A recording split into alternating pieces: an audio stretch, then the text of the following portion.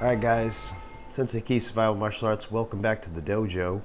Today we're talking core bag. It's core bag classes on Thursday, and this is number 2 in the series. So we're going to talk about, last time we talked about the bag and making sure you have a proper bag, but I kind of want to start with a little bit deeper into that.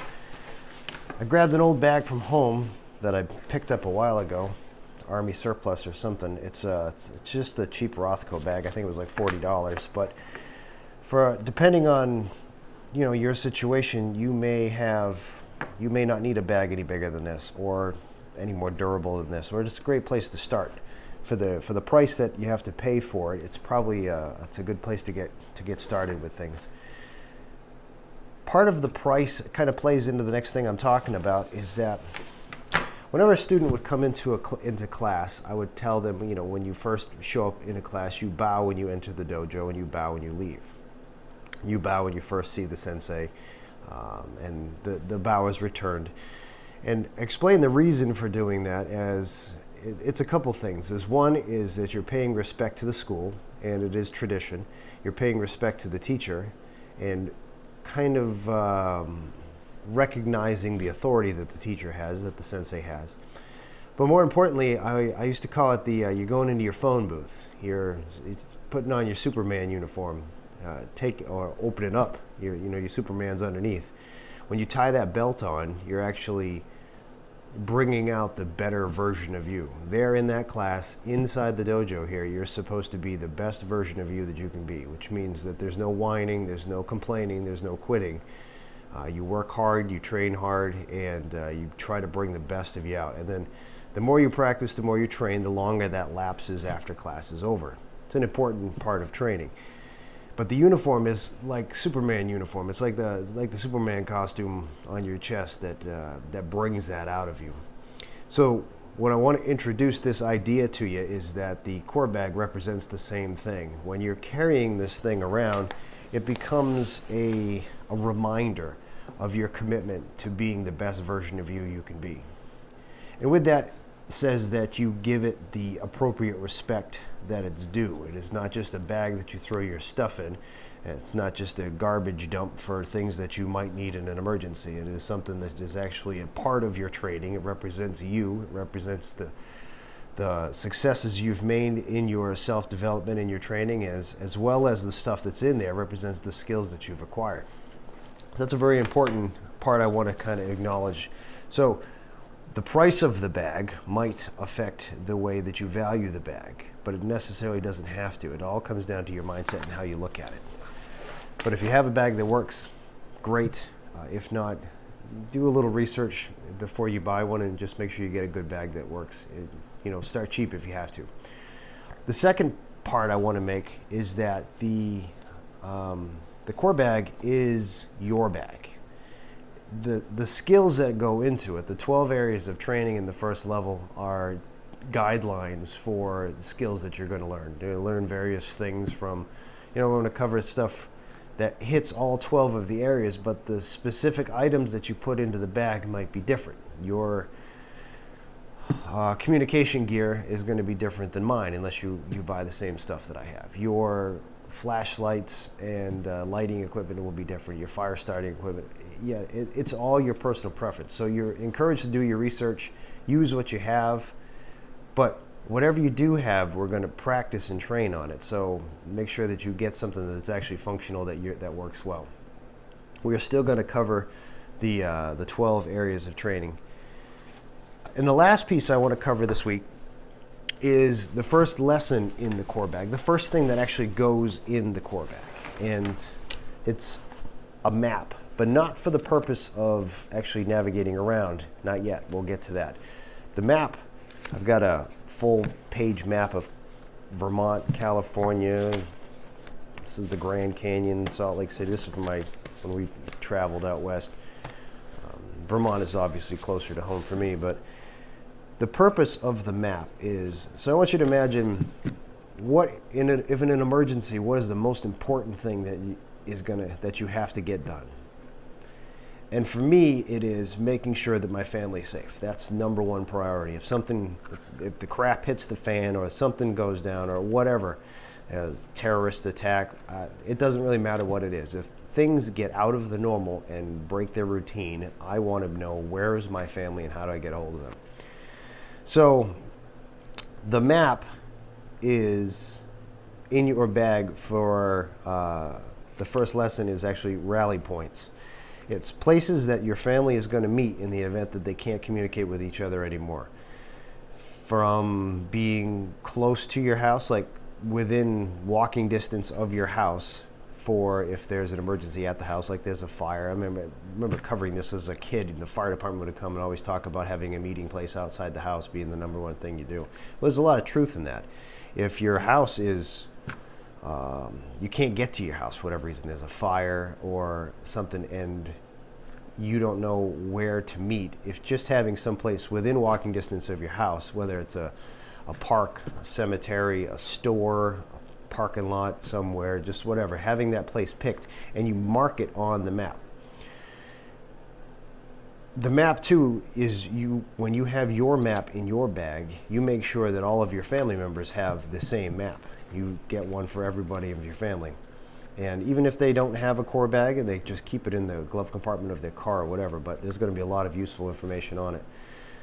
So the second thing that you're going to do is you're going to pick another rally point, which is probably within 3 to 5 miles, still within walking distance if you had to get to it.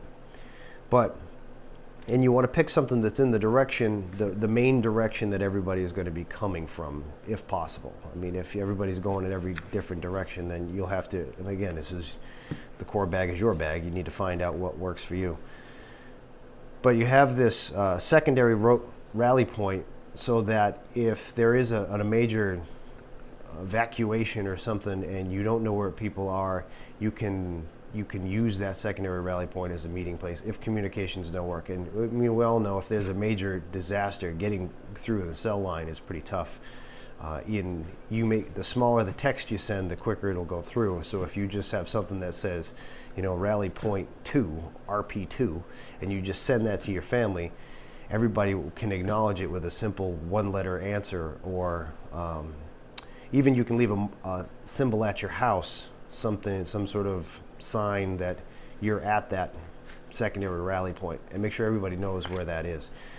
So we will use the maps for other things in the future when we get into navigation stuff, but now the types of maps, these are just page maps. They don't take a whole lot of weight, but they are just paper. So if your bag is going to take a lot of beating, a lot of use and abuse, the paper can also double to start a fire in a major emergency, or toilet paper in a real big pinch. But having a laminated one might be better. You can go online and print one up and then just laminate it yourself with stuff that you can get at Office Max or Staples, or even order something off Amazon. Having a laminated card is helpful, although it is very hard if you make a bunch of those to actually fit those in somebody's glove compartment. This fits pretty well. So a better option might be a heavy-duty waterproof bag that this goes into, like a good Ziploc bag or even something better. So inside with this is another piece of paper that has the listing, the names and addresses and of where your loved ones might be, of their school, work, wherever you might find them at various points of the day that you might want to remember, and not necessarily you to remember, that you might be able to, somebody else might find your stuff.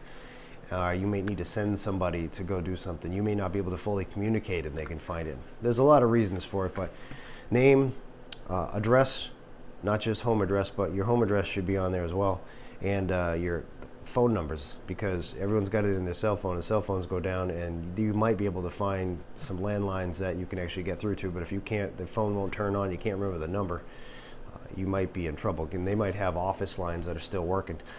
So it's a simple thing.